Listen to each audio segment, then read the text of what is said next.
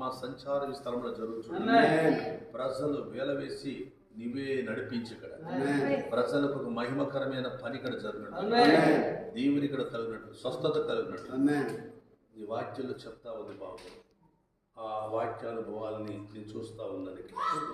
రేపే పెట్టుకుందాం అనుకున్నారు 25వ తారీఖు, కానీ ఈరోజు మంగళవారం ప్రత్యేకంగా 24 ఎందుకు ఇచ్చావో తెలియదు డేట్. నాకు కూడా రేపటి దినం కూడా ఖాళీ పెట్టావు, ఎందుకో తెలియదు, కానీ ఈరోజు నన్ను షెడ్యూల్ తీసుకొచ్చి పెట్టావు. మేము అనుకోని పరిస్థితుల్లో ఈ కోడికను ఇక్కడ జరిగిస్తున్నాం. ఆది కాండంలో పడిపోయిన కనపడని భూమిని తిరిగి లేపింది 3వ రోజునే, అది మంగళవారం అని. యోహాను సువార్త 2వ అధ్యాయంలో 3వ దినాన కానాను విందులో అయిపోయిన ద్రాక్షరసాన్ని మరలా నీ నోటి మాటతో నీడను మొదటిగా మార్చేవారు. 3వ దినమైన మంగళవారమే ప్రత్యేక